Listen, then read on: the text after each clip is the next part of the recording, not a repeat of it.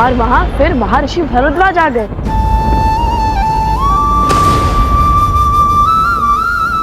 माता, माता आप ठीक तो है ना? माता आप ठीक तो है ना?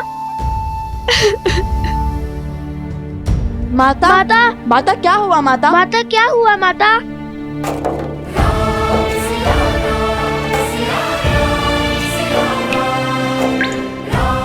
माता आप ठीक तो है माता ना? आप ठीक तो है ना?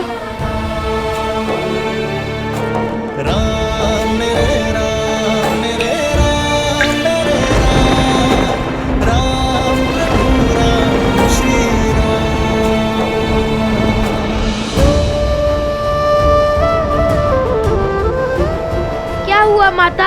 आप आहत क्यों हैं? बताइए हमें माता।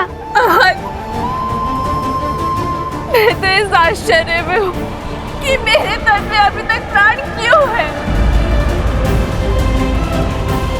ये क्या किया तुमने पुत्रों?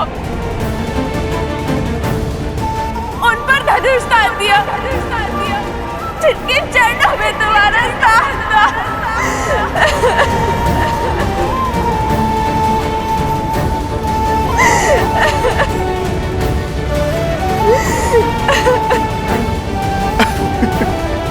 माता।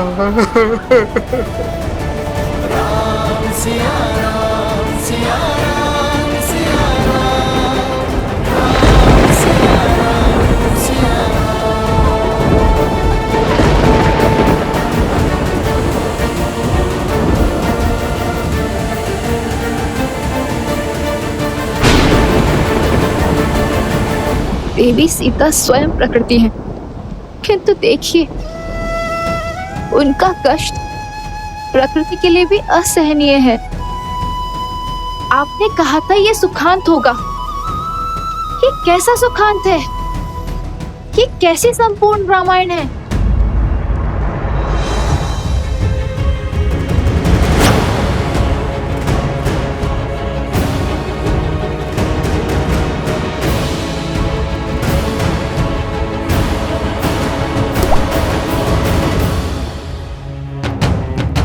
शीघ्र हो, अति शीघ्रता करो, समय नहीं है हमारे पास।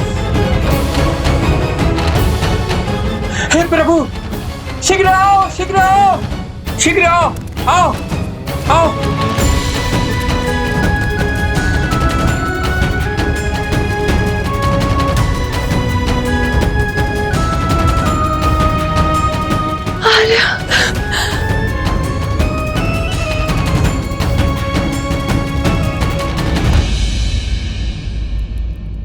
श्री राम अवश्य समय चक्र शेष होने से पहले पहुंच जाएंगे। और मुझे का वचन स्मरण है ना तुम्हें? चुप हो जाइए माता, हमें क्षमा कर दीजिए। हम जानते हैं महाराज आपके भी आराध्य हैं और आपको उन पर अटूट श्रद्धा भी है, किंतु रामायण को संपूर्ण करने का कोई और मार्ग नहीं था माता। शांत हो जाइए माता, शांत हो जाइए।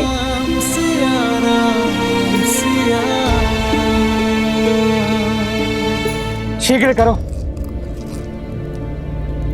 प्रकृति के इस तांडव को देखकर लग रहा है अधिक समय नहीं है हमारे पास।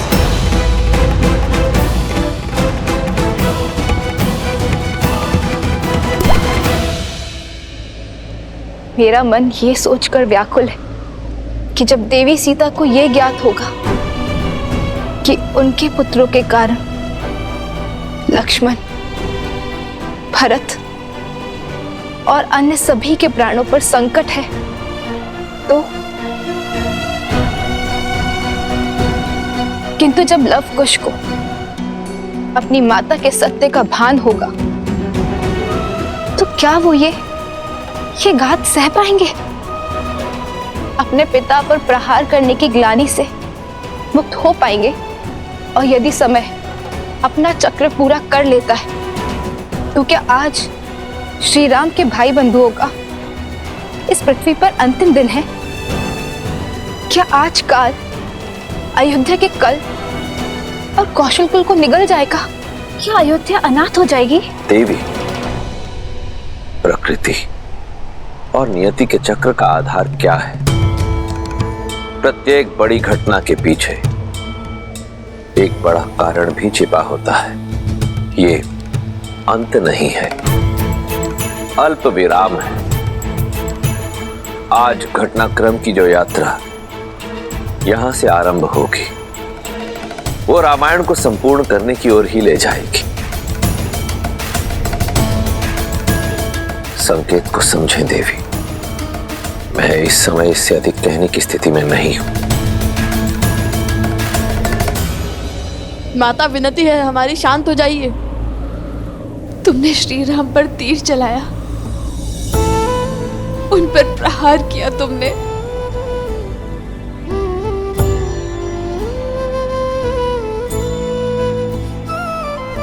तुमने जिस रामायण को संपूर्ण करने की सौगंध खाई थी, आज उसी रामायण को सदा सदा के लिए अपूर्ण कर दिया। तुमने उन पर प्रहार करके इस जीवन का सबसे बड़ा अपराध किया है। माता उनके समक्ष धनुष उठाकर।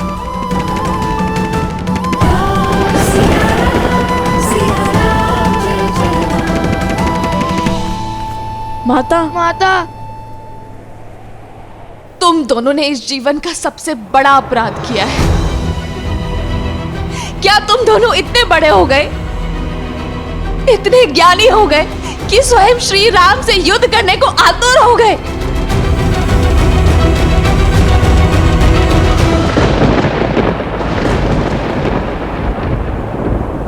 हमें क्षमा कर दीजिए माता। आप अनुचित समझ रही हैं, ऐसा नहीं है। माता हमें समझने में भूल मत कीजिए माता। ये सब तो श्री राम और माता सीता को मिलाने का ही प्रयास था, किंतु ना श्री राम ने हमारी बात समझी ना आप समझ रही हैं। माता आप तो हमारी मंशा को समझिए। क्या इच्छा थी हमारी? यही ना कि रामायण संपूर्ण हो जाए, श्री राम और माता सीता फिर से एक हो जाए। और हमने तो श्री राम के भाइयों से युद्ध करने से पहले उन्हें भी यही बात समझानी चाहिए थी।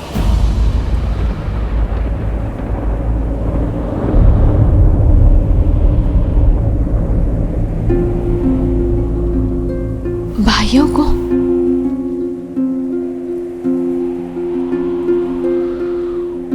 मुझे पूरी बात बताओ, क्या हुआ है?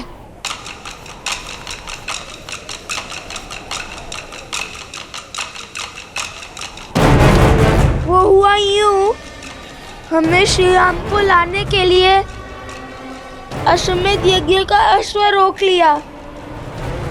अब राज अनुज लक्ष्मण, भरत, शत्रुघ्न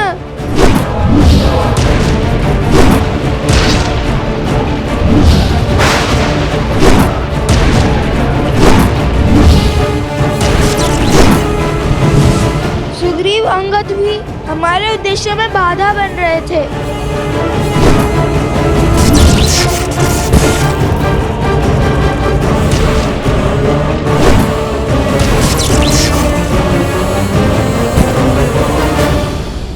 तुमने सबको क्या करते माता, कोई भी प्रेम से समझ ही नहीं रहा था।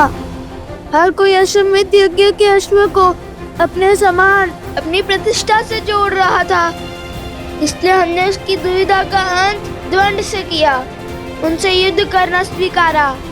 भगवान वाल्मीकि की दी हुई सीख का पालन करते हुए, अपने धर्म का पालन करते हुए उनसे युद्ध लड़ना स्वीकार किया। और जो अपनी मान मर्यादा की लड़ाई लड़ रहे थे, वह हमारी धर्म की लड़ाई के सामने निर्बल पड़ गए।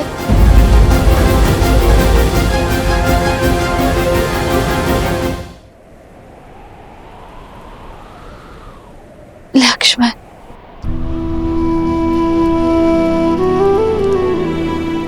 भरत। माँ, कितना अभागा हूं मैं, अपना पुत्र धर्म नहीं निभा पाया।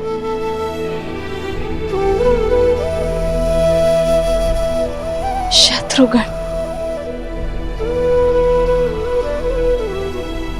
विभीषण, आपको धन्यवाद देने आया हूँ, मुझे मार्ग दिखाने के लिए। सुग्रीव, अंगद, सब पर प्रहार किया तुम दोनों ने। हाँ माता, जो भी हमारे उद्देश्य के बीच में आया, हमें उन्हें मूर्छित करना पड़ा।